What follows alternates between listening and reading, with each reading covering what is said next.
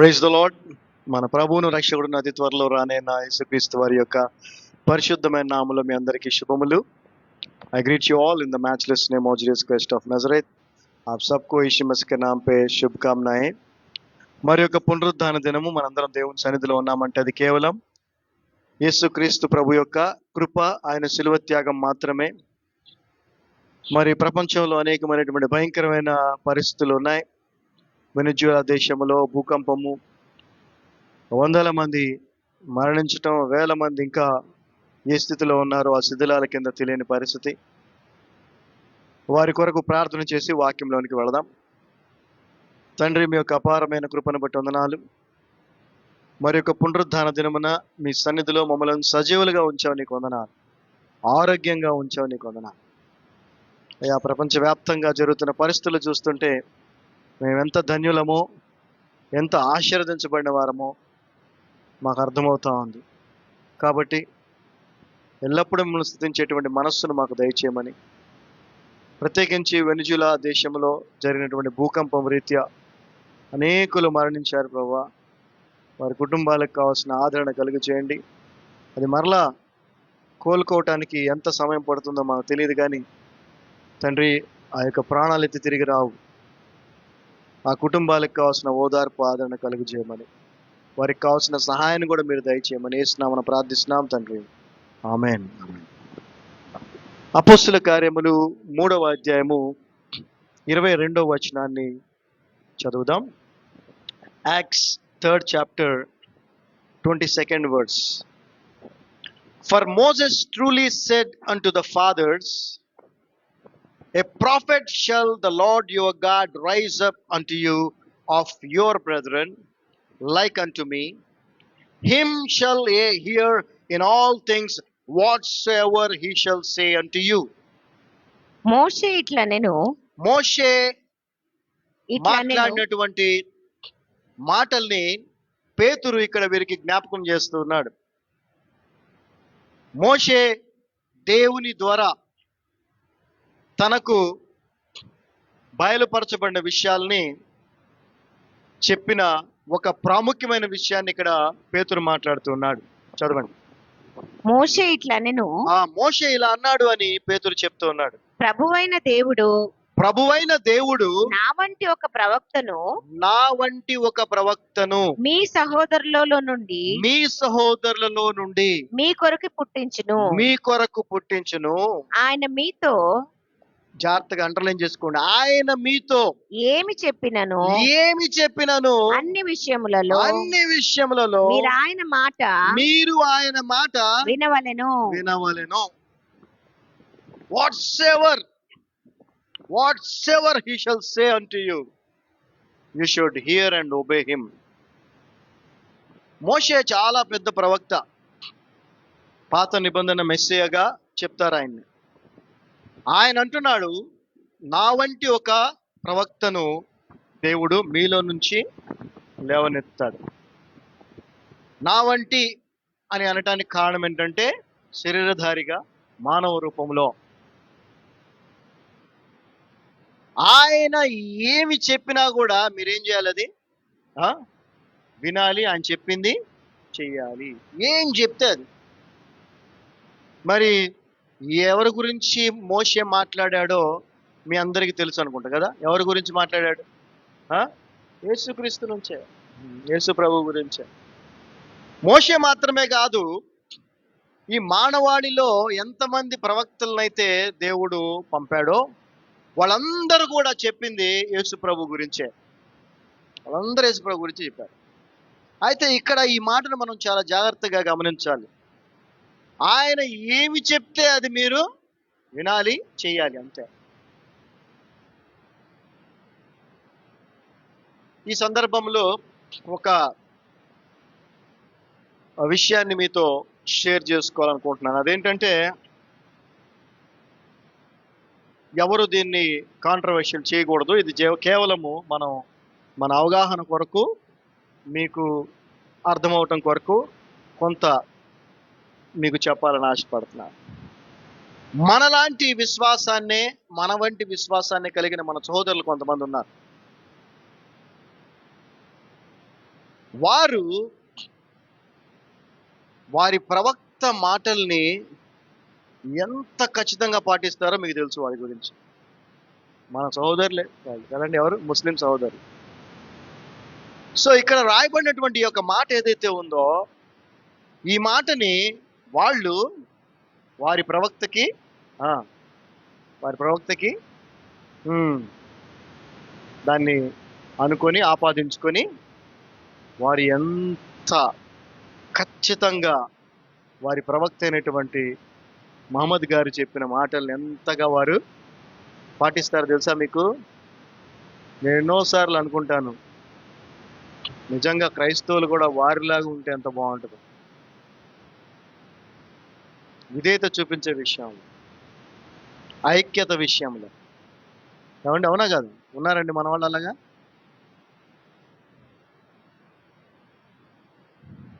జాగ్రత్తగా గమనించండి. మరి ఇది యేసుక్రీస్తు ప్రభువుని గురించి మనము నమ్ముతున్నాము, వాక్యము కూడా ఆ విధంగా చెప్తా. అయితే ఒకసారి ఆలోచించండి, వారు నమ్ముతున్నారు, వారు ఖచ్చితముగా పాటిస్తున్నారు, మనము కూడా నమ్ముతున్నాం. కానీ మన పరిస్థితి ఏంటి? ఆయన చెప్పిందల్లా చేస్తున్నావా? చెప్పండి. చెయ్యట్లా. ఇంకా అక్కడే అర్థమైపోతుంది కదా మనమేంటో, మన స్థాయి ఏంటో, మన స్థితి ఏంటో, మన ఆత్మీయ స్థితి ఏంటో మనకు అక్కడే అర్థమైపోతుంది. ప్రతి తల ఇలాగే ఊగుతుంది చేస్తున్నామంటే. కానీ ఏం చేయాలి? We have to do that. ఒకసారి మనం కనుక వదిలేను, వరుసలోకి వెళ్ళదు, కానీ కానా వివాహం తెలుసు కదా. కానాన్లో వివాహం జరిగింది. దానికి యేసు ప్రభువుని శిష్యుల్ని కూడా వాళ్ళు పిలిచారు. అయితే అక్కడ ఏమైపోయింది? ద్రాక్షారసము అయిపోయింది. తల్లి మరియ వచ్చి యేసు ప్రభుతో అనింది, అయ్యా ద్రాక్షారసం అయిపోయిందంటే, అమ్మ ఎందుకు నాకు చెప్తున్నావు, నా సమయం ఇంకా రాలేదు అని. ఏమా ఆ పరిచారకులను చూసి ఒక మాట అంటది. ఏమంటది తెలుసా? ఇదే మాట మోషే ద్వారా దేవుడు పలికించిన మాట ఏదైతే ఉందో, whatsoever he shall say అంటు యు డూ ఇట్. ఆయన మీతో ఏమి చెప్తాడో అది చేయండి, అంతే. చేశారా లేదో అండి? ఆ బాణలు నీళ్లతో నింపండి అన్నాడు. నింపారా? 6 బాణలు, 6 రాతి బాణలు. దాన్ని తీసుకొని వెళ్ళి విందు ప్రధానికి ద్రాక్షరసంగా వెళ్ళి పోయండి అన్నారు. పోసారా? పోయలేదు. నింపిందేమో నీళ్లు, పోయమంటుంది. కానీ వాళ్ళు ఆయన ఏం చెప్తే అది చేశారు కాబట్టి అద్భుతాన్ని వాళ్ళు చూశారు. మన జీవితాల్లో అద్భుతం జరగకపోవడానికి కారణం ఏంటంటే ఆయన ఏం చెప్పాడు అది మనం చెయ్యం. మన సొంత ఆలోచనలు వస్తాయి, మన సొంత ఇది. సరే, ఎనీవే, ఈ మాటల్ని పేతురు ఎక్కడి నుంచి తీసుకొని మాట్లాడాడు ఒక్కసారి అక్కడికి వెళ్దామా? ద్వితీయోపదేశ కాండానికి వెళ్దాం. డ్యూటరానమీ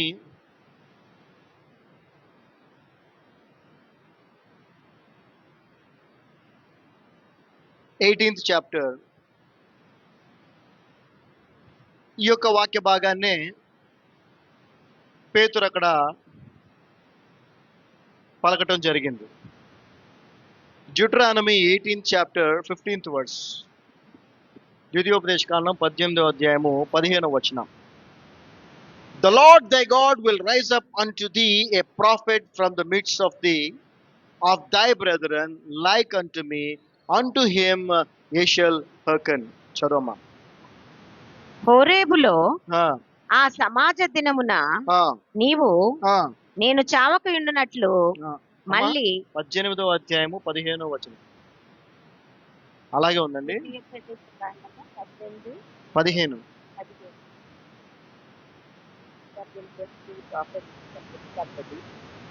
తెలుగులో ఏముందమ్మా? తెలుగులో వేరుగా ఉందా? వేరే దగ్గర ఉందా? అది పోనీ అక్కడ వేరే వచనంలో ఉందా? సరే, ఓకే, పర్వాలేదు. తెలుగులో ఎక్కడ ఉందండి ఆ మాట? లేదా? ద్వితీయోపదేశ కాండం 18వ అధ్యాయము 15వ వచనంలో, 16లో కానీ 14లో కానీ. Anyway, right. సో ఇక్కడ ఈ మాటనే, ఇక్కడ మోషే పలికిన ఈ మాటనే జ్ఞాపకం చేస్తూ యేసు ప్రభువుని ఉద్దేశించి, లాస్ట్ లో ఉంది, యేసు ప్రభువుని ఉద్దేశించి పేతురు అక్కడ మాట్లాడాడు. నీ సరే. దేవుడైన యెహోవా 16వ వచనంకి వెళ్ళిపోదాం. Let's 16th words. According to all that thou desireth of the Lord thy God in Horeb in the day of the assembly, saying, let me not hear again the voice of the Lord my God, neither let me see this great fire any more, that I did not die not. చదవమ్మా. హోరేబులో ఆ, ఆ సమాజ దినమున ఆ, నీవు ఆ, నేను చావకయుండునట్లు ఆ, మళ్ళీ ఆ. నా దేవుడైన యెహోవా స్వరము నాకు వినబడకుండును గాక. ఈ So, గొప్ప అగ్ని ఇక్కడ దేవుని స్వరాన్ని మోషే విన్నాడు. అయితే అతనికి ఎంత భయం కలిగిందంటే చచ్చిపోతాడేమో అనుకున్నాడు. ఇంకెప్పుడు ఆయన స్వరము వినకూడదు అనుకుంటున్నాడు. ఓకే. అయితే అప్పుడు దేవుని యొక్క రూపం ఎవరికి తెలియదు. అప్పుడు దేవుని స్వరము ఎంత భయంకరంగా ఉండేదో మనకి ఈ మాటలను బట్టి అర్థమవుతా ఉంది. కానీ ఇప్పుడు యేసు ప్రభువు ఈ లోకానికి వచ్చిన తర్వాత దేవుని మాటలు ఎలా ఉన్నాయో మనం వింటున్నాం, చూస్తున్నాం కదండి. ఎంత మృదువుగా, ఎంత ఆదరణకరంగా, ఎంత మనకి ధైర్యాన్ని, నమ్మకాన్ని, విశ్వాసాన్ని, నిరీక్షణ కలిగించే మాటలుగా ఉంటున్నాయి. చచ్చిపోతానేమో అనే భయం కలిగే మాటల్లాగా ఉన్నాయా ప్రభు మాటలు? లేవు. చూసారా వ్యత్యాసము, ఎంత వ్యత్యాసం ఉందో అప్పటికి ఇప్పటికి. సో అందుకే ఈ కృపాయుగములో ఉన్న మనము ఎంతో ధన్యులం. అప్పుడు అసలు ఆయన్ని చూసే అవకాశం లేదు, ఆయనతో మాట్లాడటం ఛాన్సే లేదు. ఆయన మాట్లాడితే చచ్చిపోతానేమో అనే భయం కలిగింది మోషే. కానీ ఒక్కసారి మనం 18వ వచనం మనం చూస్తే, మోషే అన్నాడు, నాలాంటి ప్రవక్తను ఒకరిని మీలోంచి దేవుడు లేపుతాడు, ఆయన ఏం చెప్తే అది మీరు వినండి, చేయండి. 18వ వచనం మనం చూస్తే, I will raise them up a prophet from among their brethren like unto thee, and will put my words in his mouth. చూసారా? వారి సహోదరుల నుండి నీ వంటి ప్రవక్తను వారి కొరకు పుట్టించేదను. దేవుడు మోషేతో చెప్పిన మాట, నీ వంటి ప్రవక్తను ఒక అతను నేను పుట్టిస్తాను వారి సహోదరులోంచి, అతని నోట నా మాటల నుంచుదును. జాగ్రత్తగా వినండి. సో యేసు ప్రభు నోటిలోంచి పలికిన ప్రతి మాట కూడా ఎవరి మాటలవి? సాక్షాత్తు సృష్టికర్త అయిన దేవుని మాటలు. కానీ ఆ మాటలు ప్రత్యక్షముగా విన్నటువంటి మోషేకి ఏమనిపించింది? అమ్మో, ఇంకోసారి వింటే నేను చచ్చిపోతానేమో అనే భయం కలిగింది. కానీ ప్రభు మాటలు మనం వింటా ఉంటే మనకి ఎంత సంతోషం కలుగుతుందండి. అంటే చూసారా, ప్రభువు ద్వారా దేవుని మాటలు కూడా కృపా సహితంగా మారిపోయినాయి. అందుకే ఆయన కృపా సత్య సంపూర్ణుడిగా ఈ లోకంలో మన మధ్య నివసించాడనేది. ఆ కృప అనేది ప్రభువులో నుంచే మనకి వచ్చింది. డైరెక్ట్ యాక్సెస్ లో లేదు అది. మనకి డైరెక్ట్ యాక్సెస్ లో ఛాన్సే లేదు. ప్రభు ఆయన మధ్యవర్తిగా ఉండటం వలన ఆ మాటలు ఇక్కడికి వచ్చేటప్పటికి ఏమైపోయినాయి? కృపగా, నెమ్మదిని, ఆదరణనిచ్చే మాటలుగా మారి. కానీ ఆ మాటలన్నీ ఎవరివి? దేవునివి. గుర్తుపెట్టుకోండి. చదవమ్మా. He shall speak unto them all that I shall command him. నేను అతన్ని ఆజ్ఞాపించినది నేను మీ మధ్యలో మీ సహోదరుల్లో నుంచి లేపే ఒక ప్రవక్త ఎవరైతే ఉన్నాడో ఆయన నా మాటల్ని మాట్లాడతాడు. నేను ఏమేమి మాట్లాడమని ఆయనకు ఆజ్ఞాపిస్తానో అవే ఆయన యావత్తును అతడు వారితో చెప్పును. మళ్ళీ చదవమ్మది 18వ వచనం. వారి సహోదరులలో నుండి నీ వంటి ప్రవక్తను వారి కొరకు పుట్టించేదను. అతని నోట నా మాటలు ఉంచుదును. నేను అతన్ని ఆజ్ఞాపించినది యావత్తును అతడు వారితో చెప్పును. మీరు గనక సినిమా షూటింగ్స్ కానీ ఇవి కానీ మీరు చూస్తే, ఆ డైరెక్టరు, స్క్రిప్ట్ రైటరు, ఆ రైటర్స్ ఉంటారు కదా, వాళ్ళందరూ కలిసి కొన్ని డైలాగ్స్ రాసి ఎవరెవరికి ఏ డైలాగ్స్ ఇస్తారు. అవునా కదా? ఒక 4 క్యారెక్టర్ సీన్ అనుకోండి, 4కి ఇస్తారు. ఏమి రాసి ఇచ్చారో అదే చెప్తారా? వీళ్ళు ఇష్టం వచ్చేట్టు మాడతారా? చెప్పాలా? అంతే. పోనీ ఆయింది ఈయన ఆయన మాట్లాడతారు, లేదు ఎవరికి ఏ డైలాగ్ రాశారు అదే ఇంకంతే. ఒకవేళ ఎక్స్ట్రా మాట్లాడాడు అనుకోండి, వెంటనే ఈయన ఏమంటాడు? కట్ అంటాడు. తక్కువ మాట్లాడినా కట్ అంటాడు. అర్థమైందా? ఎక్స్ట్రా మాట్లాడినా కట్ అంటాడు, తక్కువ మాట్లాడినా కట్ అంటాడు. మళ్ళీ అంటే ఏంటి? ఆయన ఏం రాశాడు, ఏం చెప్పమన్నాడు, ఎలా చెప్పమన్నాడు, అవునా? చెప్పే విధానం కూడా ఏం చెప్తాడు, ఎలా చెప్పాలో అలాగే చెప్పాలి. ఇది టెంపరీగా మనం చూసేటువంటి ఒక స్టోరీలో ఒక డైరెక్టర్ చెప్పినట్టుగానే వాళ్ళు మాట్లాడుతున్నారు. అదే మాట్లాడతారు, ఎక్కువ మాట్లాడరు, తక్కువ మాట్లాడరు. మన దగ్గరికి వచ్చేటప్పుడు తెలుస్తుంది, అర్థమవుతుందండి మనం అట్లా ఏ స్థితిలో ఉన్నాం. యేసు ప్రభు వారు తండ్రి ఏదైతే ఆజ్ఞాపించాడో అదే ఆయన మాట్లాడతాడని స్పష్టంగా అక్కడ రాయబడి ఉంది. సో ఆయన జీవితము ఎంత ప్రీ డిటర్మిన్డ్, ఎంత pre destined and pre planned purposely అనేది మనం అర్థం చేసుకోవాలి. అటువంటి జీవితమే మనం కూడా ఈ లోకంలో జీవించాలి అనేది దేవుని చిత్తం, గుర్తుపెట్టుకోండి. ఒక్కసారి మనం గనక యేసు ప్రభు మాటల్లో చూస్తే యోహాను సువార్త 12వ అధ్యాయము, ఆ మోషే ద్వారా దేవుడు పలికిన మాటల్ని యేసు ప్రభు వారు నిర్ధారిస్తూ వాటిని స్థిరపరుస్తున్నటువంటి మాటల్ని మనం చదువుదాం. యోహాను సువార్త 12వ అధ్యాయము 49వ వచనం మనం చూస్తే, John Gospel 12th chapter 49th verse. For I have not spoken of myself, but the Father which sent me, he gave me a commandment, what I should say and what I should speak. చదవమ్మా. ఏలయనగా నా అంతట నేనే మాట్లాడలేదు, నేను ఏమనవలెనో ఏమి మాట్లాడవలెనో దానిని గూర్చి నన్ను పంపిన తండ్రి నాకు ఆజ్ఞ ఇచ్చి ఉన్నాడు. అంటే యేసు ప్రభు పలికిన ప్రతి మాట కూడా తండ్రి ఆజ్ఞాపించినట్టుగానే ఆయన మాట్లాడాడు. చూడండి ఎంత విధేయత, ఎంత సమర్పణం. he was completely surrendered, was completely determined and completely obedient to his father God. తండ్రి అయిన దేవునికి సంపూర్ణమైనటువంటి సమర్పణ, సంపూర్ణమైనటువంటి విధేయత కలిగి యేసు ప్రభు ఉన్నాడు. యేసు ప్రభు 33.5 సంవత్సరాల లోకంలో జీవించారని మనకు తెలుసు కదా. అంటే 1 సంవత్సరం కాదు, 2 సంవత్సరాలు కాదు, 3 సంవత్సరాలు కాదు, 33.5 సంవత్సరాలు ఆయన పలికిన ప్రతి మాట కూడా ఆయనది కాదు అంటే ఎంత ఆశ్చర్యంగా అనిపిస్తుంది మనకి. మరి నీ పరిస్థితి, నా పరిస్థితి ఏంటి? నువ్వు నేను ఏం మాట్లాడాలి, ఎలా మాట్లాడాలి అనేది ప్రభు చెప్పాడా లేదా? చెప్పాడు.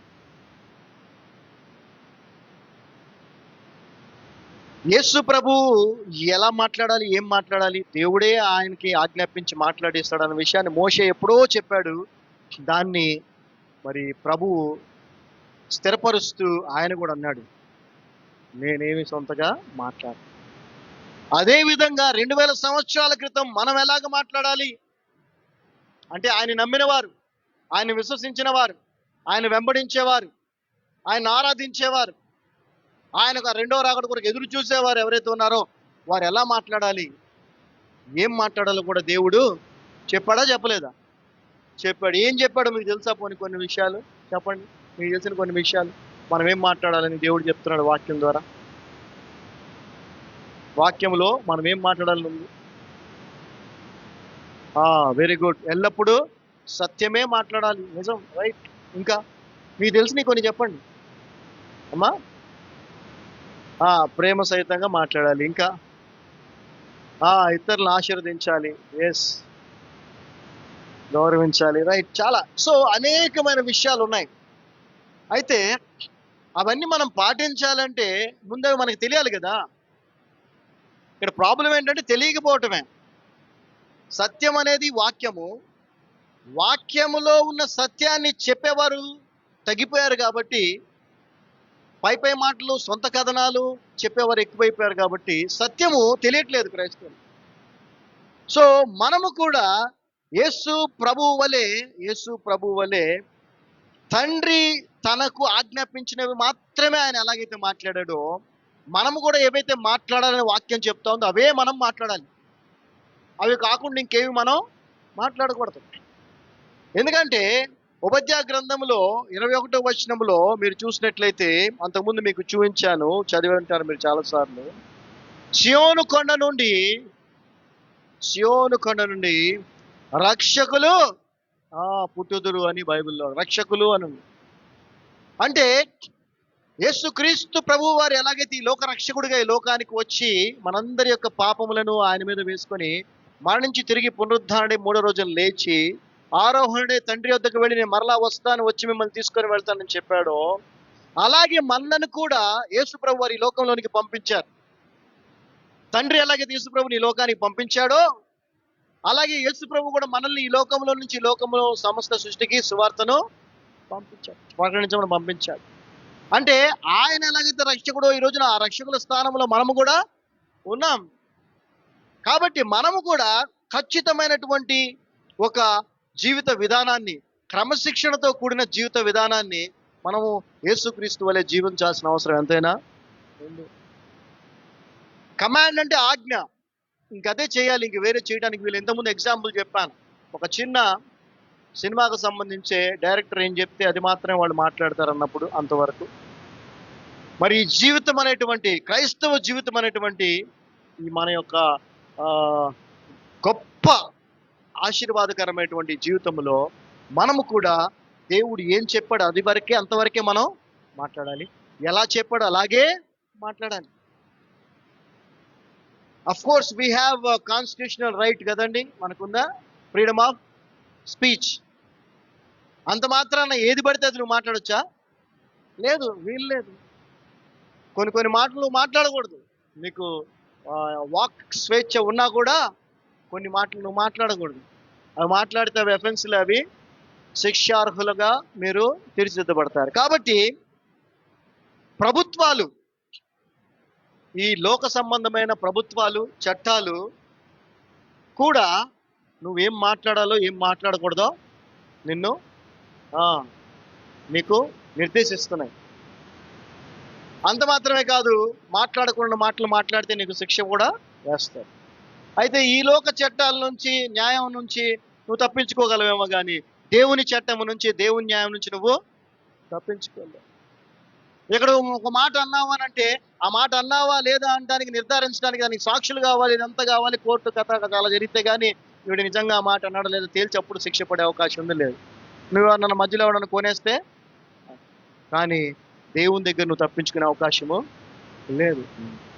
So we have to be very careful. 50వ వచనం మనం చూస్తే చూడండి, యేసుప్రభువు వారు ఏమంటున్నారు? And I know that his commandment is life ever lasting.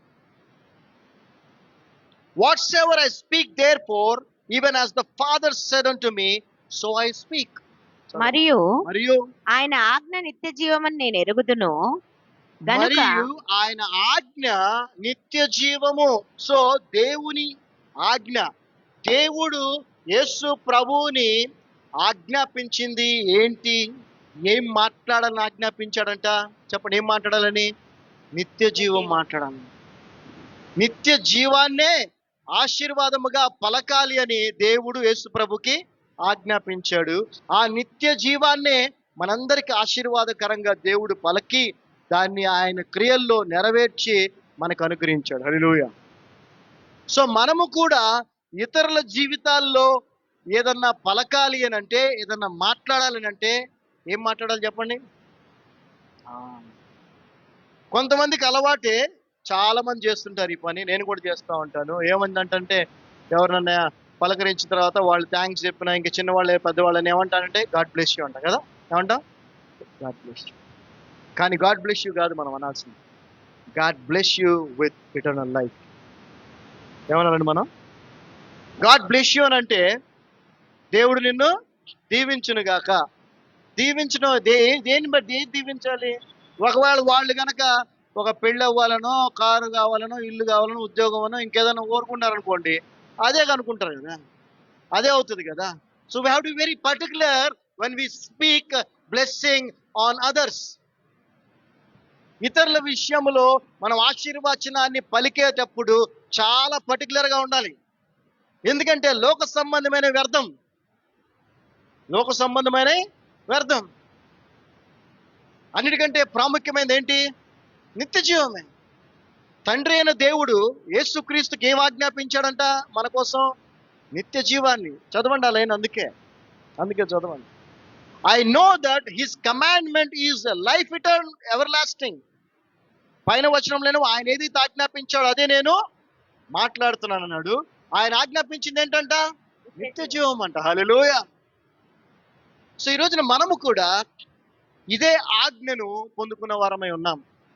యేసుక్రీస్తు నుంచి, తండ్రి నుంచి యేసుక్రీస్తు పొందుకున్నారు. యేసుక్రీస్తు నుంచి మనం కూడా ఇదే ఆజ్ఞను పొందుకున్నాం. మనము కూడా ఇతరుల జీవితాల్లో ఏం పలకాలండి? God bless you with eternal life. దేవుడు నిన్ను నిత్య జీవముతో దీవించును గాక. నిత్య జీవం ఎప్పుడు వస్తుంది? రక్షించబడిన వారికే నిత్య జీవం. అంటే వారి రక్షణను మనము ఆశీర్వాదంగా పలుకుతుంది. దానికంటే గొప్ప మేలు, దానికంటే గొప్ప స్థితి ఇంకోటి లేదు. దేవుడు నిన్ను దీర్ఘాయుష్తో దీవించును గాక అని అంటే కూడా ఉపయోగం లేదు. దేవుడు నీకు సంపూర్ణమైన ఆరోగ్యం ఇచ్చును గాక అంటే కూడా పెద్ద ఉపయోగం లేదు. అవన్నీ లోకంలో కొద్దికాలం ఉండే అంతే. దేవుడు నీకు ఆయుర ఆరోగ్యాలు ఐశ్వర్యాలు ఏదో చెప్తుంటారు కదా, ఇవన్నీ దీవించును గాక అంటే ఉపయోగం లేదు. ఏంటి, ఏది వారికి అవసరమైంది? దేవుడు నిన్ను నిత్య జీవముతో దీవించును గాక. ఆమేన్. ఆమేన్ చెప్పండి పక్కన వాళ్ళందరికీ, మీరు దేవుడిని నిత్య జీవంతో దీవించును గాక. ఆమేన్. ఆమేన్. అంతే, అదే కదా అసలైన దీవెన. యేసు ప్రభువు కూడా ఈ లోకానికి వచ్చి దేవుని చేత ఆజ్ఞాపించబడింది నిత్య జీవాన్ని పలకటానికి, ఇవ్వటానికి. హల్లెలూయా. అదేవిధంగా యోహాను సువార్త 14వ అధ్యాయము 24వ వచనం ఒకసారి చదువుదాం. John gospel 14 chapter 24th verse. He that loveth me not keepeth not my sayings, and the word which here is not mine, but the Father's which sent me. చదవమా. నన్ను ప్రేమింపనివాడు నన్ను ప్రేమింపనివాడు నా మాటలు గైకొనడు. నా మాటలు వినడు. మీరు వినుచున్న మాట మీరు వినుచున్న మాట నా మాట కాదు, నా మాట కాదు, నన్ను పంపిన తండ్రిదే. సో మనం సోది మాటలు మానేసి, నేను యేసు ప్రభువుని ప్రేమిస్తున్నాను, ఆయన నన్ను ప్రేమిస్తున్నాను, నేను ఆయనలో, ఆయన నాలో ఉన్నాడు, ఎన్ని సోది మాటలు చాలా మాట్లాడుతుంటాం. ఎన్ని పక్కన పెట్టండి. మీరు ఆయన చెప్పింది చేస్తున్నారా లేదా? అది చేస్తేనే మీరు ఆయన్ని ప్రేమించినట్టు. అది చేయకపోతే మీరు ఆయన్ని ప్రేమించడం కాదు కదా, మీరు ఆయన నమ్మను కూడా నమ్మలేదని అర్థం. అక్కడ ప్రభు అంటున్నారు, నేను చెప్పినవన్నీ మీరు చేస్తేనే నన్ను ప్రేమించినట్టు, అలా చేయకపోతే మీరు నన్ను ప్రేమించట్లేదు. ఎందుకంటే నేను చెప్పే మాటలు నావి కావు, అవన్నీ కూడా దేవుని మాటలు, నన్ను పంపిన తండ్రి మాటలు అవి. సో దేవుడు ఎంత మనల్ని ప్రేమించాడో ఒకసారి ఆలోచించాడు. తన ప్రియ కుమారుణ్ణి మన కొరకు ఈ లోకానికి పంపించి ఆయనను మన కోసం బలిగా సిలువలో అర్పించి ఆయన ద్వారా మనతో మాట్లాడి, ఏది చచ్చిపోతానేమో మాటలు వింటే అనే ఆ గంభీరమైనటువంటి అగ్ని జ్వాలలతో కూడిన మాటలు కాకుండా ఎంతో ప్రేమ సహితమైన మాటలు యేసు ప్రభుతో ద్వారా మనతో మాట్లాడినా కూడా మనం ఇంకా ఆయన చెప్పింది వినకుండా, ఆయన చెప్పింది చేయకుండా ఉన్నామంటే మనం ఎలాంటి వారం ఒకసారి మనల్ని మనం పరీక్షించుకోవాలి. అండ్ అదేవిధంగా యోహాను సువార్త 14వ అధ్యాయం 10వ వచనంలో కూడా ప్రభు ఇంకో మాట అంటాడు. ఏమనంటే, బిలీవెస్ట్ thou not that I am in the Father and the Father in me? The words that I speak unto you, I speak not of my words myself, but the Father that dwelleth in me, he doth the works. సురమ. తండ్రి యందు నేనును తండ్రి యందు నేనును నా యందు తండ్రి ఉన్నామని నా యందు తండ్రి ఉన్నామని నీవు నమ్ముటలేదా? మీరు నమ్ముట్లేదా? నేను మీతో చెప్పుచున్న మాటలు నేను మీతో చెప్పుచున్న మాటలు నా అంతట నేనే చెప్పుటలేదు, నా అంతట నేనే చెప్పటలేదు. తండ్రి నా యందు నివసించుచు తండ్రి నా యందు నివసించుచు తన క్రియలు చేయుచున్నాడు. చూసారా? జాగ్రత్త గమనించండి. ఎన్నిసార్లు ప్రభు చెప్తున్నాడు చూడండి, నేను మాట్లాడట్లేదు, నేను మాట్లాడు, తండ్రి నా నుండి మాట్లాడు. సో మీరు నేను ఏం మాట్లాడుతున్నాం? మీరు నేను ఎవరితో ఏం మాట్లాడుతున్నాం అది మీకే తెలుసు, నాకే తెలుసు. మన ఇష్టం వచ్చిన మాటలు, మన సొంత మాటలు, మనకు నచ్చిన మాటలు, లేదా ఎదుటి వ్యక్తులకు నచ్చే మాటలు మాట్లాడుతున్నామా? లేక కేవలము యేసు ప్రభు మనల్ని మాట్లాడమని చెప్పిన మాటలు మాత్రమే మాట్లాడుతున్నాం? మళ్ళీ మనం ఒకసారి ఎగ్జామిన్ చేసుకోవాలి. సరే, come back to acts 3rd chapter 23rd verse. అపోస్తుల కార్యములు 3వ అధ్యాయం 22 చదివాం, 23వ వచనం చదువుదాం కదా. 22, 23 రెండు కలిపి చదువుదాం, ఎందుకంటే మీనింగ్ కరెక్ట్గా మీకు అర్థమవుతుంది. For Moses truly said unto their fathers, a prophet shall the Lord your God rise up unto you of your brethren, like unto me. Him shall ye hear in all things whatsoever he shall say unto you. And it shall come to pass that every soul which will not hear that prophet shall be destroyed among the people. చూసారా? మోషే ఇట్లనెను, మోషే ఇలా అన్నాడు, ప్రభువైన దేవుడు నా వంటి ఒక ప్రవక్తను మీ సహోదరులలో నుండి మీ కొరకు పుట్టించును. ఆయన మీతో ఏమి చెప్పును అన్ని విషయములలో మీరు ఆయన మాట వినవలెను. వినాలి అంతే. ఆ ప్రవక్త మాట అనగా యేసుక్రీస్తు మాట విననివాడు ఆయన చెప్పినట్టుగా చేయనివాడు ప్రజలలో ఉండకుండా సర్వనాశనమగునెను. ఏమవుతాడండి? సర్వనాశనం అవుతారండి.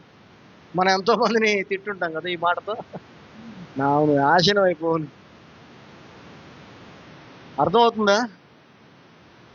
ఒకసారి ఆలోచించండి. క్రైస్తవులు ఏమాత్రము ఈ భయం లేకుండా జీవిస్తున్నారు. ఎందుకంటే ఇటువంటి విషయాలు చెప్పేవారు లేరు, తగ్గిపోయారు. రాగానే మీకు మంచి యాంబియన్స్, మంచి అట్మాస్ఫియర్, మంచి కాన్సర్ట్ లాంటి మ్యూజిక్, ఒక 20-30 మంది, 40-50 మంది అందరూ ఒక సేమ్ డ్రెస్లు వేసుకొని సర్కస్లో లాగా పాటలు చప్పట్లు కొడతా గోల్ చేస్తా ఏదో ఉంటుంది. అదైన తర్వాత పాస్టర్ గారు వచ్చి నీకు నచ్చిన మాటలు 4 చెప్పేసి ఆయనకి ఇష్టం వచ్చినాయి వెళ్ళిపోతాడు. ఆ తర్వాత అందరు కలిసి అమ్మలక్కలు వాళ్ళు కలిసి మాట్లాడుకుంటా అవి చేసుకుంటారు, అయిపోయాయి చర్చ్. అది కాదు ఆరాధన, అది కాదు సంఘము, అది కాదు సహవాసం. సహవాసములో ఒకరినొకరు సరి చేసుకోవాలి, సహవాసములో ఒకరినొకరు ఆదరించుకోవాలి, సహవాసములో ఒకరికొకరు సహాయంగా ఉండాలి, సహవాసములో ఒకరినొకరు హెచ్చరించుకోవాలి. అర్థమవుతుందా? This is what the purpose of the church. అంతేగాని ఎంటర్టైన్మెంట్ లేదంటే చక్కటి ఏమంటారు మోటివేషనల్ టీచింగ్స్, ప్రీచింగ్స్ కాదు. బైబిల్ స్పష్టంగా చెప్తా ఉంది, ఎవరైతే ఆ ప్రవక్త అనగా యేసుక్రీస్తు మాటలు వినరో, వాటికి విధేయత చూపించరో, వారు ఏమవుతారంట? సర్వనాశనం అయిపోతారు. అసలు భయమే లేదు క్రైస్తవులకి ఈ విషయం. భయం ఉందా అండి? చెప్పండి. So destruction is the destiny of disobedient. గుర్తుపెట్టుకోండి, సర్వనాశనం అనేది అవిధేయుల యొక్క గమ్యం. Eternal life is the destiny of obedience. విధేయత చూపించే వారికి వారి గమ్యం నిత్య జీవం. అవిధేయుల గమ్యం ఏదండి? సర్వ నాశం. నేను చెప్పట్లేదు, దయచేసి గుర్తుపెట్టి. ఆ పాస్టర్ అలా చెప్పలేదుగా, ఈయన ఇట్లా చెప్తున్నాడు అనుకుంటారా? ఆ పాస్టర్ చెప్పింది నాకు తెలియదు, కానీ నేను చెప్పింది అయితే బైబిల్ ఉన్నదే చెప్తున్నా. జాగ్రత్తగా మనం గమనిస్తే మాకు చాలా సంతోషం కూడా కనిపిస్తూ ఉంది. మన కదా గడిచిన పునరుద్ధాన దినం నుంచి మనం అపోస్తుల కార్యం పునరుద్ధాన క్రీస్తుని గురించి ధ్యానిస్తూ వస్తున్నాం. ఎన్ని సత్యాలను దేవుడు మనకు తెలియజేస్తున్నాడు కదా. ఇవే కదా ప్రాముఖ్యమైన. మీకు విషయం తెలుసా, కొత్త నిబంధన అంతట్లో మోస్ట్ ఇంపార్టెంట్ బుక్ ఏదనుకుంటున్నారు? అపోస్తుల కార్యములే. ఇది నా మాట కాదు, చాలా మంది గొప్ప గొప్ప సేవకుల మాట. అందుకే దీన్ని ధ్యానించాలి, దీన్ని మనం మరింతగా తెలుసుకోవాలి అనేటువంటి ఆశ నాకు కలిగింది. హల్లెలూయా. సో ఇక్కడ మనం గమనిస్తే ఆయన మాట వినని వారు ఏమవుతారు ఒకసారి చెప్పండి. సో మీకు నిత్య జీవం కావాలా, సర్వనాశనం కావాలో మీరే డిసైడ్ చేసుకోండి. యేసు ప్రభు అయితే తండ్రి ఏమి ఆజ్ఞాపించాడు అదే మాట్లాడాడు, ఇంకేం మాట్లాడలేదు. మనం కూడా అలాగే బైబిల్ గ్రంథం మనకి ఏమి చెప్తుందో అదంతా కూడా మనల్ని ఆజ్ఞాపించినట్టే కదా. ప్రతి మాట కూడా ఆజ్ఞే, దేవుని ప్రతి మాట కూడా ఆజ్ఞే. సో మనం ఏం మాట్లాడాలి, what to speak and what not to speak, స్పష్టంగా బైబిల్ చెప్తా ఉంది. వీటిని కొన్నిటిని మనం ఫాలో చేయగలిగితే ఖచ్చితంగా మన జీవితం అద్భుతంగా ఉంటుంది. ఆమేన్. సో కొన్ని చూద్దాం, ఏం మాట్లాడాలి, ఏమి మాట్లాడకూడదు. ఓకేనా? రైట్. లూకా సువార్త 6వ అధ్యాయం 28వ వచనంలో ప్రభు చెప్తున్నాడు, చూడండి. లూకా సువార్త 6వ అధ్యాయము 28వ వచనం. Luke gospel 6 chapter 28th verse. Bless them that curse you and pray for them that despitefully use you. చదవమ్మా. మిమ్మల్ని శపించు వారిని దీవించుడి. శపించిన వారిని ఏం చేయాలంట? దీవించ. ఖచ్చితంగా మన జీవితాల్లో మనల్ని శపించే వాళ్ళు ఖచ్చితంగా ఒక్కళ్ళని ఉంటారు. ఉంటారా? మనకి తెలిసే ఉంటారు, తెలియకుండా ఎంతో మంది ఉంటారు మనల్ని శపించేవారు. ఆ శపించే వారిని మనం ఏం చేయాలంట? ఏం చేయాలి? అంటే మనల్ని శపించే వారినే మనం దీవించాలి అని అంటే, మనల్ని శపించే వారి జీవితంలో దీవెనలు మనం పలకాలి అంటే, మరి మన కొరకు ప్రార్థన చేసేవారి జీవితాల్లో మనం ఇంకెంతగా ఉండాలి. ఏమండి? శపించే వారిని దీవించమని ప్రభు చెప్తా ఉంటే, మన కొరకు ప్రార్థించే వారిని ఎంతో ఎంతో ఎంతో గౌరవంగా దీవించాలి, ఆశీర్వదించాలి. So we are never allowed to curse anyone. ఎవరిని శపించడానికి మనకు అనుమతి బైబిల్ ఇవ్వటం లేదు. మనకి ఆజ్ఞాపిస్తుంది ఏమని? అందరినీ దీవించమని ఆజ్ఞాపిస్తుంది. ఇది నీ జీవితంలో, నీ మాటల్లో నీవు దీన్ని అలవాటుగా చేసుకుంటే, ప్రతి ఒక్కరిని దీవించడం అనేది నువ్వు అలవాటుగా చేసుకుంటే, నువ్వు ఆల్మోస్ట్ 50% ప్రభువుకి లోబడి జీవిస్తున్నట్టే. ప్రతి ఒక్కరిని, నీకు బాధ కలిగించిన వారైనా, కష్టపెట్టిన వారైనా, నిన్ను వాడుకొని వదిలేసిన వాళ్ళైనా, నిన్ను మోసం చేసిన వాళ్ళైనా, ఎవరినైనా కూడా నువ్వేం చేయాలి? దీవించాలి. దీవెన ఎలా వస్తుంది? మన మాటలతోనే కదా. దీవించాలి. వారి కొరకు ప్రార్థన చేయాలి. ప్రార్థన కూడా మన నోటి మాటలతోనే చేస్తాం కదా. సో నీ ప్రార్థనలో నీ షాపింగ్ లిస్ట్ మాత్రమే కాదు ఉండాల్సింది, నీ ప్రార్థనలు ఏముండాలి? నిన్ను శపించిన వారు కూడా ఉండాలి నీ ప్రార్థన. నీకు అన్యాయం చేసిన వాళ్ళు కూడా ఉండాలి నీ ప్రార్థనలో. నిన్ను మోసం చేసిన వాళ్ళు నీ ప్రార్థనలో ఉండాలి. నిన్ను అవమానించిన వాళ్ళు నీ ప్రార్థనలో ఉండాలి. ఉంటున్నారా? నీ ప్రార్థనలో నిన్ను అవమానించిన వారిని నువ్వు దీవిస్తూ, అయ్యా వారిని క్షమించి వారిని దీవించాయని ప్రార్థిస్తున్నావా లేదా? ఇది బైబిల్ మనకి ఆజ్ఞాపిస్తున్నటువంటి మాట. సరే, ఇంకొన్ని విషయాలు చూడాలి, సమయం తక్కువగా ఉంది కాబట్టి. మత్తయి సువార్త 5:44 చూసినట్లయితే, Matthew gospel 5th chapter 44th verse. But I say unto you, love your enemies, bless them that curse you, do good to them that hate you, and pray for them which despitefully use you and persecute you. నిన్ను హింసించిన వారి కోసం నువ్వు ప్రార్థన చేయాలి. నిన్ను బాధకి గురి చేసిన వారిని నువ్వు దీవించాలి. యేసుప్రభు అదే చేశాడా లేదా? చేశాడా లేదు? తండ్రి వీరేమి చేస్తున్నారు, వీరు ఎరుగరు కనుక వీరిని క్షమించు. ఆయన అంత బాధలో ఉండి వాళ్ళ చేత బాధించబడుతూ ఆయన ప్రార్థన కూడా వాళ్ళ గురించే. మన ప్రార్థన కూడా అలాగే ఉండాలి. మనల్ని బాధించే వారి కొరకు మనం ప్రార్థన చేయాలి. యేసుప్రభు అంటే దేవుడు అండి, ఆయన చేశాడు. దేవుని కుమారుడు అండి, ఆయన చేశాడు. మన వల్ల ఎక్కడైతే అంటే అవుద్ది మన వల్ల. స్టీఫెన్ ఏమన్నా దేవుని కుమారుడా? ఏమండి, స్టెఫెన్ దేవుని కుమారుడా? కాదు కదా, మనలాంటి మనిషే కదా. మరి అతను చేయలా? రాళ్లతో కొట్టి చంపుతుంటే అయ్యా ఈ నేరం వాళ్ళ మీద మోపొద్దు అనడం లేదు. ఆయన పరిస్థితి ఏంటి? ఆయన ప్రార్థన ఏంటి? మరి నీ పరిస్థితుల్లో, నీకున్న కష్ట పరిస్థితిలో, నీకున్న గడ్డు సమయంలో, నీకున్నటువంటి భయంకరమైన స్థితిలో నీ ప్రార్థన దేనికోసం? ఈ పరిస్థితి మార్చు, ఈ నగరి నుంచి కాపాడు, నాకు సహాయం చేయి, ఇదేగా మన ప్రార్థన? కాదు, అది కాదు మనం పలకాల్సింది. We have to pray for those who has put us in that situation. ఆ పరిస్థితులకు మనల్ని తీసుకొచ్చేసారే, అంత బాధ మనకు కలిగించారే, వారి కొరకు ప్రార్థన చేయాలి. సో మన మాటలు ప్రార్థనలో అయినా పలికేవైనా కూడా మనల్ని బాధించిన వారికి దీవెనకరంగా ఉండాలి. ఆమేన్. ఇది మనం అలవర్చుకుంటే, ఇది మనం అలవాటు చేసుకుంటే మన జీవితం 50% ప్రభువుని పోలిందే అయిపోయి ఉంటుంది. గుర్తుపెట్టుకో. Okay, Romans 12 chapter 14th verse చూస్తే, రోమిలకు రాసిన పత్రిక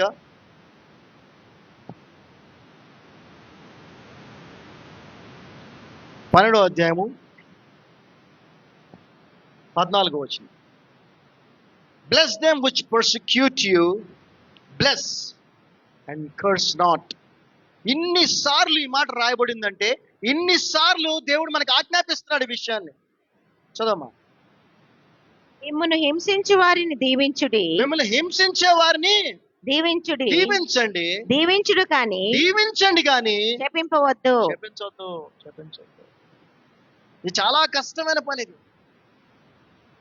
భర్త భయంకరంగా బిహేవ్ చేస్తుంటాడు, భయంకరంగా ట్రీట్ చేస్తూ ఉంటాడు, లేదా భార్య భయంకరంగా ట్రీట్ చేస్తూ ఉంటుంది, లేదా మీ బాస్ నిన్ను చాలా ఇదిగా అవమానపరుస్తూ ఉంటాడు. మనం ఓర్చుకోవడం కొంచెం కష్టం. ఆయన ముందు కాకపోయినా, ఆమె ముందు కాకపోయినా పక్కెళ్ళి తిట్టుకుంటాం లేదు.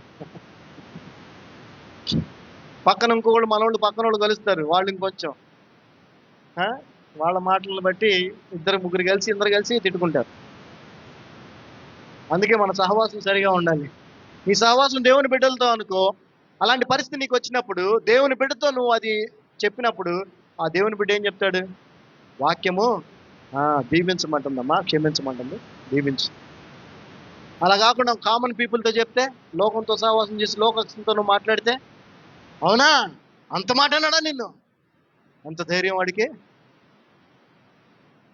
అంటారు. So we have to fellowship. ఇప్పుడు సంఘం అనే దాన్ని దేవుడు ఏర్పాటు చేసిన అందుకేనండి మనము లోకము నుంచి వేరు చేయబడిన వారిని గుర్తుపెట్టుకోండి. ఈ లోకముతో సహవాసము, దేవునితో వైరము. బైబిల్ చాలా స్పష్టంగా చెప్తా ఉంది, అవిశ్వాసితో విశ్వాసికి ఏమి పొత్తు. కానీ మనకంతా వాళ్ళే కావాలి. దేవుని బిడ్డలు అంటే వద్దు మనకి, దేవుని బిడ్డలతో సహవాసం వద్దు. సో ఎఫెషియన్స్ 4:25 మనం చూస్తే, ఇక్కడ ఈ ఎఫెషియన్లకు రాసిన పత్రికలో స్పష్టంగా మనం ఏం పలకాలో వ్రాయబడి ఉంది. ఓకే, ఎఫెసీయులకు రాసిన పత్రిక 4వ అధ్యాయము, Ephesians 4th chapter 25th verse.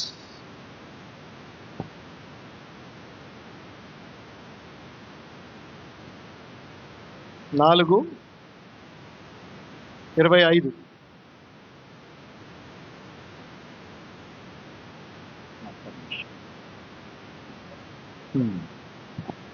జాగ్రత్తగా వినండి, జాగ్రత్తగా వినండి.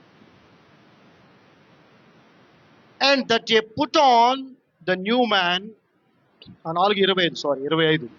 Wherefore, putting away lying, speak every man truth with his neighbor, for we are members one of another. జాగ్రత్తగా వినండి. మనం ఏం మాట్లాడాలో, మన మాటలు ఏ విధంగా ఉండాలో. మనము ఒకరికొకరము అవయములై ఉన్నాము గనుక మీరు అబద్ధమాడుట మాని ప్రతివాడును తన పొరుగు వానితో సత్యమే మాట్లాడవలెను. ట్రూత్ అండ్ హానెస్టీ, సత్యము నిజాయితీ. జాగ్రత్త గుర్తుపెట్టుకోండి. మనము మన పొరుగు వారంటే ఎవరితో మాట్లాడినా ఎలా మాట్లాడాలి? నిజం మాట్లాడాలి, నిజాయితీగా. జాగ్రత్త గుర్తుపెట్టు. అబద్ధం అనేది మనం మాటల్లో ఉండకుండా చూసుకోవాలి. ఇది ఆజ్ఞ. యేసు ప్రభు ఎప్పుడైనా అబద్ధం ఆడాడా? ఏమండి, ఆడాడా? ఆయన సత్యాన్నే పలికాడు. ఎప్పుడన్నా ఎవరన్నా మోసం చేసే మాటలు మాట్లాడా? నిజాయితీగానే ఆయన. సో ట్రూత్ అండ్ హానెస్టీ అనేవి మన మాటల్లో ఉండాలి. మన మాటలన్నీ ట్రూత్ అండ్ హానెస్టీతో నింపబడినవిగానే ఉండాలి. సత్యము నిజాయితీ కలిగినవిగా మన మాటలు ఉండాలి అని దేవుని వాక్యం మనల్ని ఆజ్ఞాపిస్తా ఉంది. మనకి సలహా ఇవ్వట్లా. ఏంటిది? ఆజ్ఞ. అదేవిధంగా మన మాటలు ఎలా ఉండాలి అంటే ఇంకొక వచనం, 29వ వచనం, అందులో 29వ వచనం, Ephesians 4th chapter 29th verse. Let no corrupt communication proceed out of your mouth, but that which is good to the use of edification, that it may minister grace unto the hearers. చదవమ్మా. వినువారికి మేలు కలుగునట్లు అవసరమును బట్టి క్షేమాభివృద్ధికరమైన అనుకూల వచనమే పలుకుడు. So మన మాటలు ఇందాక చూసిన వచనములో సత్యములై ఉండాలి, నిజాయితీగా ఉండాలి. ఇక్కడ మనం చూస్తే క్షేమాభివృద్ధి కలుగు చేసేవిగా, అంటే ఎడిఫికేషన్, ఒక వ్యక్తి యొక్క ఆత్మీయ స్థితిని, మానసిక స్థితిని పెంపొందించేలాగా ఉండాలి ఆ మాటలు. అంతేకాదు కృపా సహితముగా ఉండాలి. అంతేనమ్మా? చదవండి ఒకసారి. వినువారికి మేలు కలుగునట్లు అవసరమును బట్టి క్షేమాభివృద్ధికరమైన. అవసరమును బట్టి అనవసరమైన మాటలు మాట్లాడద్దు. తెలుగులో ఒక పదం ఉంది, ఏమిటంటే చెప్పండి, అది అసందర్భ ప్రేలాపన. ఆ సందర్భానికి ఈ మాటలకి సంబంధం లేకుండా మాట్లాడేస్తుంటారు కొంతమంది. కొన్నిసార్లు అవసరం లేకపోయినా కూడా మాట్లాడుతూ ఉంటారు. సో అనవసరంగా మాట్లాడద్దు. అవసరమైనప్పుడు మాత్రమే ఏం మాటలు మాట్లాడాలి? వారికి క్షేమాభివృద్ధి, వారి జీవితంలో క్షేమము, మేలు, అభివృద్ధి పొందే మాటలు మాట్లాడాలి. క్షేమాభివృద్ధికరమైన అనుకూల వచనమే పలుకుడి కాని, అనుకూల వచనమే పలుకుడు కాని దుర్భాష ఏదైనను మీ నోట రానియకుడి. సో ఎడిఫికేషన్, వినే వారికి ఆ మాటలు ఎంతో కృపా సహితముగా ఉండాలి. That it may minister grace unto the hearers. నువ్వు మాట్లాడే మాటలు ఎంతో కృపా సహితముగా ఉండాలి. నీ మాటల ద్వారా దేవుని కృపను వారు తెలుసుకోగలగాలి, అనుభవించగలగాలి. ఆ విధంగా మనము మాట్లాడాలని దేవుడు ఆజ్ఞాపిస్తున్నాడు. తండ్రి అయిన దేవుడు యేసు ప్రభుకి ఆజ్ఞాపించాడు, ఆయన అలాగే మాట్లాడాడు. ఈ రోజున తండ్రి అయిన దేవుడి నుంచి యేసు ప్రభు ద్వారా మనకు కూడా అవే ఆజ్ఞలు వస్తున్నాయి. వాక్యం ద్వారా, పరిశుద్ధాత్మ ద్వారా, అపోస్తుల ద్వారా మనం ఎలా మాట్లాడాలని. హల్లెలూయా. సో మొదటిది, మన మాటలు సత్యమై ఉండాలి, నిజాయితీగా ఉండాలి. ఆ తర్వాత ఇతరులకు క్షేమాభివృద్ధి కలిగేలా ఉండాలి. అదేవిధంగా కృపా సహితముగా ఉండాలి. ఇంకొక వచనాన్ని చూద్దాం. Okay, Colossians 4th chapter, Colossians 4th chapter 5th and 6th verses. కొలస్సీయులకు రాసిన పత్రిక 4వ అధ్యాయం 5, 6 వచనాలు. Walk in wisdom toward them that are without, redeeming the time. let your speech be always with grace, seasoned with salt, that ye may know how ye ought to answer every man. చదవమ్మా. సమయము పోనీయక ఆ, సద్వినియోగం చేసుకొనుచు ఆ, సంగమునకు ఆ. వెలుపటి వారి ఎడల పిచ్చాపాటి మాట్లాడుతూ సమయాన్ని waste చేసుకోవద్దని చెప్తున్నాడు దేవుడు. జ్ఞానము కలిగి ఆ సీరియల్లో నడుచుకొనుడి. ఆమెకేం జరిగిందో ముచ్చటిస్తూ సమయం వేస్ట్ చేసుకుంటూ అంటున్నాడు దేవుడు. సమయం వృధాగా పోనీయక చదవండి. సంగమునకు వెలుపటి వారి ఎడల ఆ. జ్ఞానము కలిగి నడుచుకొనుడి. సో మన మాటలు జ్ఞానయుక్తమైనవిగా ఉండాలి. ఎలా ఉండాలండి? మన మాటలు జ్ఞానము కలిగిన మాటలే ఉండాలి, అవివేకముతో కూడిన మాటలు ఉండకూడదు. సో సత్యమై ఉండాలి మాటలు, నిజాయితీగా ఉండాలి మాటలు, ఇతరుల క్షేమాభివృద్ధికి కలిగజేసేలా ఉండాలి, కృపాసహితముగా ఉండాలి, అదేవిధంగా జ్ఞానముతో కూడిన మాటలు ఉండాలి. జ్ఞానం అంటే ఏంటి? సత్యమే, వాక్యమే జ్ఞానం. సో నీవు వాక్యము చేత నింపబడినప్పుడు ఖచ్చితంగా నీ నోటి నుంచి ఆ వాక్యముతో నింపబడినటువంటి ఆ జ్ఞాన సంబంధమైన మాటలే వస్తాయి. Seasoned with seasoned with salt. ప్రతి మనుషునికి ఏలాగు ప్రత్యుత్తరం ఇవ్వవలెనో అది మీరు తెలుసుకొనుటకై మీ సంభాషణ ఉప్పు వేసినట్టు ఎల్లప్పుడూ రుచిగలదిగాను కృపాసహితముగాను విననీయుడి. వింటున్న వారు ఇంకా వినాలి, ఇంకా వినాలి అనిపించాలి వారికి. అలా అని చెప్పి సోది సొల్లు కబుర్లు కూడా వినాలనిపిస్తుంది జనానికి. అదా కాదు, సత్యము సత్యమై ఉండాలి. ఇది క్రీస్తుని గురించిన మాటలై ఉండాలి, ఆత్మ సంబంధమైన విషయాలై ఉండాలి, సాక్ష్యములై ఉండాలి, దేవుని మహిమకరిచే మాటలై ఉండాలి. అవి అంతే తప్ప వేరేవి కాదు. సో వినేవారికి అవి ఎంతో జెంటిల్గా ఉండాలి. అంటే విజ్డమ్తో, జ్ఞానముతో కూడిన మంచి మాటల్ని మనము మాట్లాడాలి. అదేవిధంగా ఎఫెసీయులకు రాసిన పత్రిక 5వ అధ్యాయం 4వ వచనం చదువు. జాగ్రత్తగా వినండి. ఈ వినే వదిలేపాకండి దయచేసి. ఇవే మనం మాట్లాడాలి, ఈ మాటలే మనం మాట్లాడాలని దేవుడు ఆజ్ఞాపిస్తున్నాడు. ఇవి కాకుండా ఏవి మాట్లాడకూడదు. మనం ఇవే మాట్లాడాలి, ఇవే మాట్లాడాలి. నువ్వు మాట్లాడటం వేరే వాళ్ళకి ఇష్టం లేకపోతే వాళ్ళతో మాట్లాడబా, వదిలేసి. కానీ నువ్వు మాత్రం ఇవే మాట్లాడు. వాళ్ళ దగ్గరికి వెళ్ళాం కదా, వాళ్ళ తరపున వాళ్ళలాగా మాట్లాడాలంటే కుదరదట. నువ్వు మారకూడదు, పరిస్థితులను బట్టి మనుషులను బట్టి నువ్వు మారకూడదు, నీ మాటలు మారకూడదు, నీ ప్రవర్తన మారకూడదు. నువ్వు అలాగే ఉండాలి. నీవు ఇతరులు మార్చేవారిగా ఉండాలి. నీ మాటలు ఇతరుల మాటలను ఇతరులు మాట్లాడే మాటల్ని మార్చే మాటలుగా నీ మాటలు ఉండాలి. Okay. Ephesians 5th chapter 4th verse, 5వ అధ్యాయము 4వ వచనం. Neither filthiness nor foolish talking nor jesting, which are not convenient, but rather giving of thanks. చదవమ్మా. కృతజ్ఞత వచనమే మీరు ఉచ్చరింపవలను కానీ మనం మాట్లాడే మాటలు ఎలా ఉండాలంట? కృతజ్ఞత. దేవునికి కృతజ్ఞత మన మాటల్లో ఎప్పుడు ఉండాలి. దేవునికి స్తోత్రం, యేసయ్యకు వందనాలు, యేసయ్యకు వందనాలు, దేవునికి స్తోత్రం. మన జీవితంలో ఏది జరిగినా, ఎటువంటి పరిస్థితుల్లో ఉన్నా మనం ఎప్పుడు కూడా ప్రభువుని స్తుతించేవారు, ఆయన స్తోత్రించేవారుగా, ఆయన థ్యాంక్స్ గివింగ్ అండ్ ప్రైజ్ చేసేవారుగా మనం ఉండాలి. మన మాటల్లో ఇవి ఉండాలి. చదవమ్మా. కృతజ్ఞత వచనమే మీరు ఉచ్చరింపవలను కానీ మీరు బూతులైనను పోకిరి మాటలైనను సరసోక్తులైనను ఉచ్చరింపకూడదు, ఇవి మీకు తగవు. సో చూసారు కదా, బూతులు, పోకిరి మాటలు అంటే తెలుసు మనకి, టీజింగ్ మాటలు కానీ అలాంటివి, అనవసరమైన ఫూలిష్ మాటలు, ఇవన్నీ కూడా మనం. సో ఇవి మనం మాట్లాడొద్దు అని, ఏం మాట్లాడాలో స్పష్టంగా బైబిల్ మనకి చెప్తా ఉంది. ఇవన్నీ ఏంటి? ఆజ్ఞలు. చెప్పండి ఏంటి ఇవన్నీ? ఇవే మాట్లాడాలి మనం. సత్యాన్ని మాట్లాడాలి, నిజాయితీగా మాట్లాడాలి, ఆ తర్వాత క్షేమాభివృద్ధికరమైన మాటలు మాట్లాడాలి, కృపాసహితమైన మాటలు మాట్లాడాలి, జ్ఞానముతో కూడిన మాట్లాడాలి, మంచి మాటలే మాట్లాడాలి. అదేవిధంగా దేవునికి కృతజ్ఞత చెల్లించే మాటలు మనం మాట్లాడాలి, స్తుతించి ఆరాధించే మాటలు మనం మాట్లాడాలి. చెడ్డ మాటలు ఉండకూడదు అందులో. సెన్స్లెస్, అన్వైస్ అంటే అర్థం పర్థం లేని అజ్ఞానపు మాటలు ఉండకూడదు. అనవసరమైనటువంటి కుళ్ళు జోకులు అంటారు కదా, ఏమండి, కుళ్ళు జోకులు ఇలాంటివి మనం చేయకూడదు.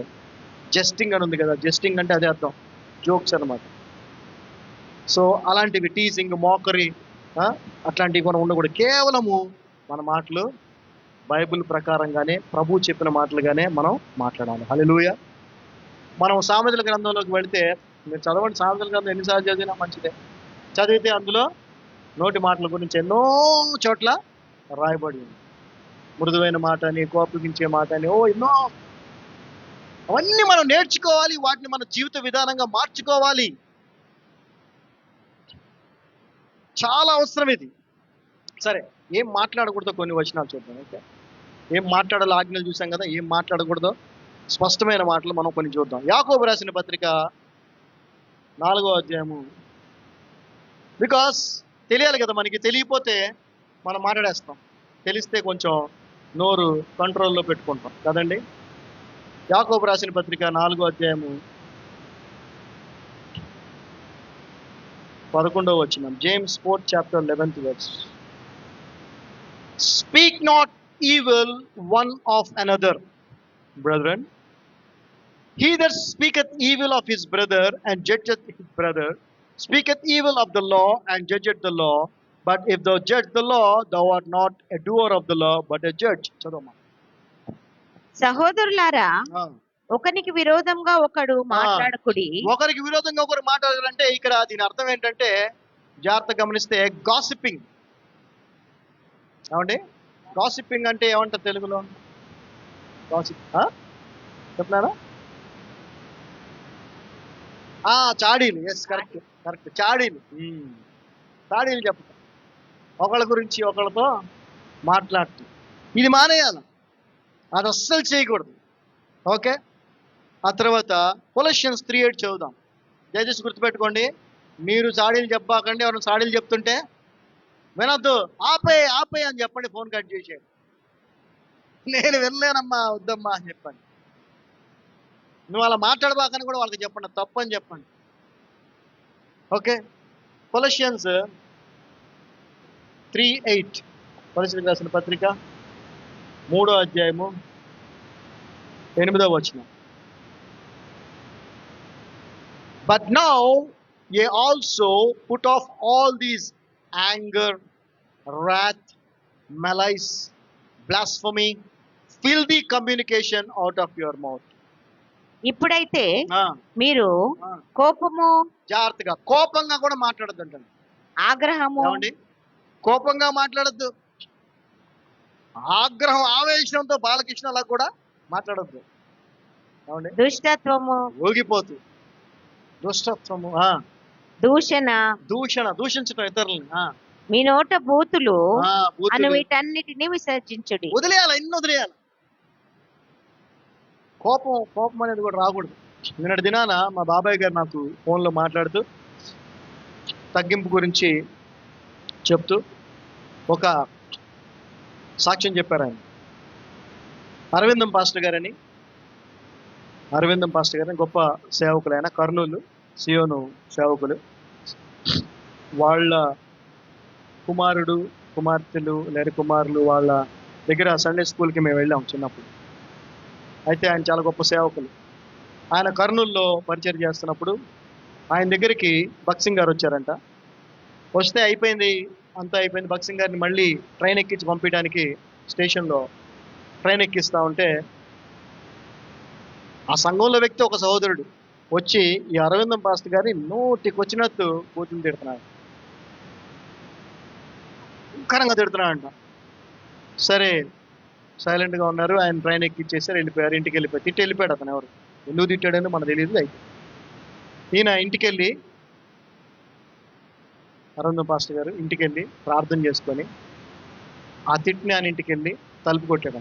తలుపు కొడితే ఆయన తలుపు తీశాడు. తలుపు తీస్తే, అయ్యా మీకంతా నేను ఏం బాధ కలిగించానో చెప్తారా అన్నాడు. అనగానే మన కాళ్ళ మీద పడిపోయాడు అవతల వ్యక్తి. ఏమండి, మనకి ఇంకో విషయం తెలుసా? మనకి జనరల్గా ఎవరన్నా ఒకళ్ళు మనం తిడితేనే మనకి పడదు. ఎవరన్నా పెద్దవాళ్ళ దగ్గర, మనకి ప్రాముఖ్యమైన వ్యక్తుల దగ్గర తిట్టారనుకోండి, ఇంకా కోపం కదా మనకి. అవునా కదా? అంటే పక్కెళ్ళి మాడుకుందాం అంటాం కదా. అందుకే, ఎందుకంటే అందరికీ తెలియకూడదని. భక్సింగ్ గారు అంటే చాలా పెద్ద వ్యక్తి. ఆయన ముందు అన్ని మాటలు తిట్టే ఏమనుకుండా ఇంటికి వెళ్ళి, అయ్యా నీకంతా ఆయాసకరంగా, నీకు ఇబ్బందికరంగా నేనేం చేశానో చెప్తారా అని అనగానే చూసారు రియాక్షన్, చూసారు ఎలా ఉందో? మన రియాక్షన్ కూడా అలాగే ఉండాలి.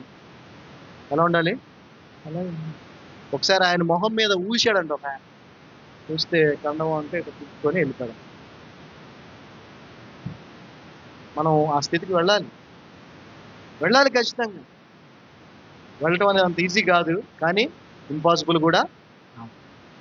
దేవుని మీద ఆధారపడితే, ప్రభుతో సహవాసం చేస్తే, వాక్యముతో, సత్యవాక్యముతో సహవాసం చేస్తే, క్రీస్తు బోధతో సహవాసం చేస్తే అది సాధ్యమే. హల్లెలూయా. సో ఇక్కడ బ్లాస్ఫమీ, దైవదూషణ. కొంతమంది దేవుణ్ణి అంటుంటారు, ఎందుకయ్యా నాకు ఈ పరిస్థితి తీసుకొచ్చావు, నాకు ఎందుకయ్యా ఇట్లా చేసావు. దైవదూషణ అది. అది కూడా మానుకోవాలి. ఇలాంటి మాటలు అసలు మాట్లాడకూడదు. అండ్ ఆ తర్వాత మనం చూస్తే ఫిల్దీ కమ్యూనికేషన్, చెడ్డ మాటలు. కొంతమందికి ఊత పదాలు లాగా ఉంటాయి. అవి విని పిల్లలు కూడా మాట్లాడుతుంటే వీడు భలే నవ్వుకుంటూ చెప్తుంటాడు. మనవాడు చూసి ఆయన మాట్లాడాలి, సేమ్ నాలాగే అంటాడండి వీడు. ఏరా ఒకసారి అనరా అంటే వాడు అంటాడు. అంటే వీడు చేసే తప్పు ఏదో పని మళ్ళీ వాడితో కూడా చేపిస్తూ గొప్పగా చెప్పుకోవటం. Be careful. ప్రభువు మాటలు విని వాటిని అంగీకరించి వాటికి విధేయత చూపించిన వాడు ఏమవుతాడు? సర్వనాశనం అవుతాడు. కాబట్టి ఆ సర్వనాశనానికి మనము ఏర్పాటు చేయబడలేదు కాబట్టి ఇవన్నీ మనం ఫాలో చేయాలి. ఫిలిప్పీలకు రాసిన పత్రిక 2వ అధ్యాయం. ఇది కూడా చాలా ప్రాముఖ్యమైన విషయం.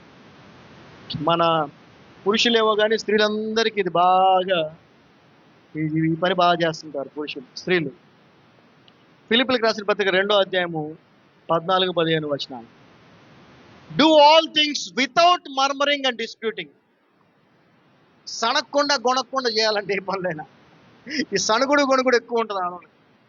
ఏమండి, ఈ సణుగుడు గొణుగుడులో ఏముంటుంది తెలుసా? కంప్లైనింగ్ ఉంటుంది. అవునా కాదు?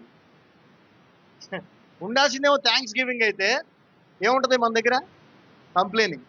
అది లేదు, ఇది లేదు, అది లేదు. వాళ్ళకి అది ఉంది, మనకి ఇది లేదు. తనవటం గొడవటం ఇది. పెద్దగంటే వింటే మళ్ళీ తిడతారేమో అని నోట్లోని దొంగ సచిన ఎప్పుడు ఏంటో ఈ యుద్ధం అంటున్నారు అక్కడ.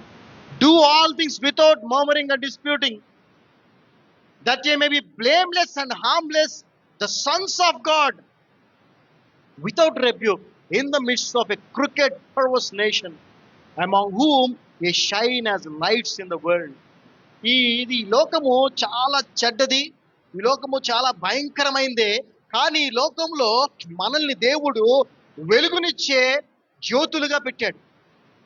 అటువంటి మనము ఈ సనగటాలు, గుణగటాలు, శపించటాలు, బూతులు, సరసోక్తులు, చెడ్డ మాటలు ఇలాంటివి మనము మాట్లాడితే మనము కూడా పర్వర్టెడ్ నేషన్ కింద అయిపోతాం. ఆ చెడ్డ లోకంలో కలిసిన వారమే వారిలో భాగం అయిపోతాం. వారిలో కాకుండా మనం వేరుగా ఉండాలంటే మనం మాట్లాడాల్సిన మాటలు, ప్రభు మనకు ఆజ్ఞాపించిన మాటలే మనం మాట్లాడాలి. మరి ఏ రోజున మనం ఆ సాక్ష్యం చెప్తామో ప్రభులాగా, ప్రభు చెప్పిన మాటలే తప్ప నేను వేరే మాటలు మాట్లాడలేదు అనే సాక్ష్యం మనం కూడా చెప్పాలి. చెప్పండి ఆమేనని. అలవాటు చేసుకోవాలి, మనం అలవాటు చేసుకోవాలి.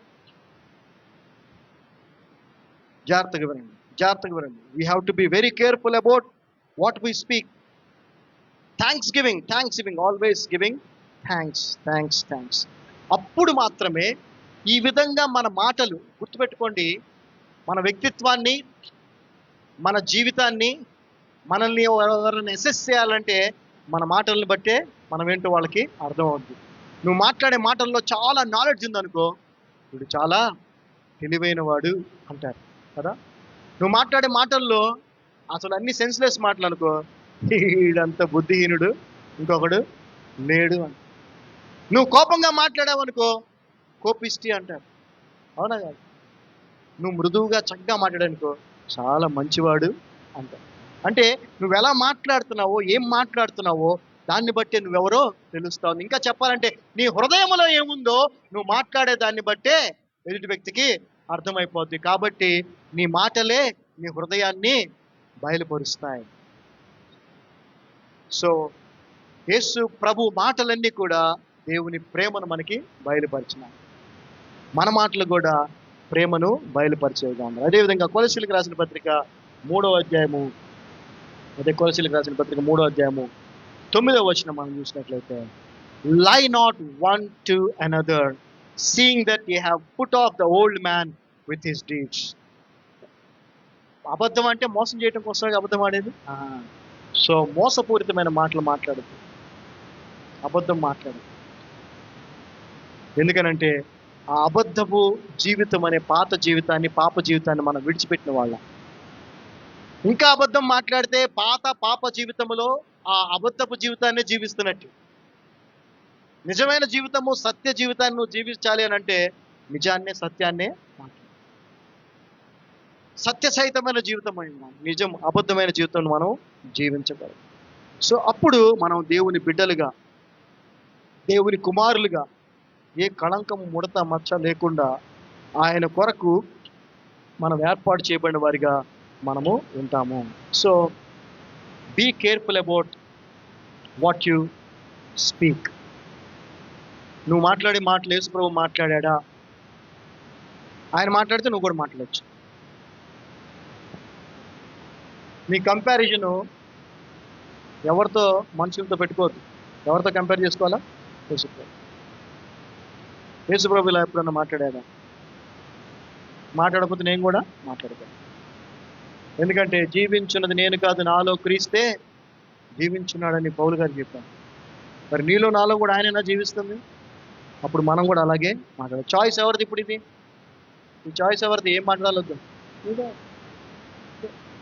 ఎదుటి వ్యక్తి భయంకరంగా బూతులు తిడుతున్నా అతని God bless you with eternal life అని అనొచ్చు, లేదా నువ్వు కూడా బూతులు తిట్టచ్చు. చాయిస్ నీదే. యేసు ప్రభు వారు ఎప్పుడు అలాగా చేయలే. సో మనం కూడా చేయకూడదు. ఒకసారి కనుక మనం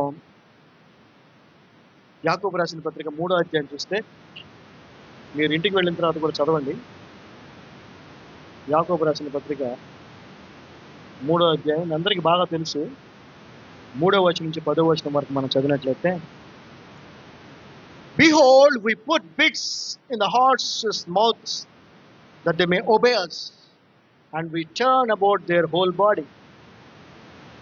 Behold also the ships, which though they be so great, and are driven of fierce winds, that are they turned about with a very small helm, whithersoever the governor listeneth. Even so the tongue is a little member, and boasteth great things. Behold, how great a matter a little fire kindleth. చదవమని. ఒక్క note నుండి ఆశీర్వచనమును, శాపవచనమును, 3వ వచనం నుంచి, గుర్రములు మనకు లోబడుటకై నోటికి కళ్ళం పెట్టి వాటి శరీరం అంతయు తృప్తము కదా. నోటికి కళ్ళెం పెడితే ఆ గుర్రం బాడీ అంత, గుర్రం చాలా బలమైంది, గుర్రం చాలా బలమైంది, దాన్ని కంట్రోల్ చేయటం అంత ఈజీ కాదు.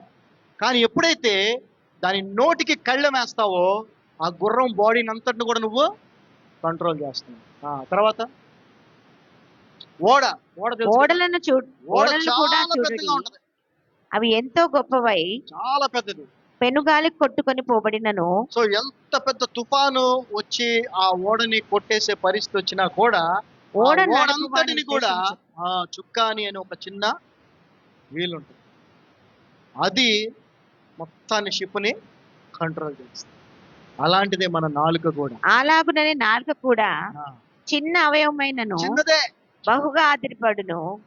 ఎంత కొంచెము నిప్పు ఎంత విస్తారమైన అడవిని తగలబెట్టును. నేను కూడా న్యూస్ లో చూసాను, ఏ కంట్రీలోనైనా ఫైర్, ఎన్నో లక్షల హెక్టార్ల అడవి కాలిపోతా ఉంది, ఇంకా ఆపలేకపోతున్నాను. కానీ దానికి కారణం ఏంటి? చిన్న అగ్నే, ఎవడో అగ్గిపోలట్టు రాసేసి ఉంటాడు నెగ్లిజెన్స్తో. చిన్న అగ్ని ఎంత కాల్ చేస్తుంది కదా, చిన్న షార్ట్ సర్క్యూటే కదా. మన హెల్మెట్ బజార్ చూసాం అమీర్పేటలో, చిన్న షార్ట్ సర్క్యూటే, చిన్న స్పార్క్ వస్తుంది అంతే. ఏం చేస్తుంది? మొత్తాన్ని కాల్చి దహనం చేస్తుంది. నాలుకలో నుంచి వచ్చే మాట కూడా అలాంటిదే. జాగ్రత్తగా వినాలి, భర్తలు జాగ్రత్తగా వినాలి, భార్యలు కూడా జాగ్రత్తగా వినాలి. మాట ఎంత భయంకరమైందో, చిన్న మాటే అవుట్. ఎక్కడికి తీసుకెళ్ళిపోద్దంటే ఆ గొడవ, అవసరం లేదు నువ్వు వెళ్ళిపో అని చెప్తే ఆ మటు ఈయనకి ఇది కంట్రోల్లో పెట్టుకుంటే తర్వాత మీరు ఇంటికి వెళ్తే చదవండి, 10వ వచనం వరకు చదవండి, దాని అర్థం.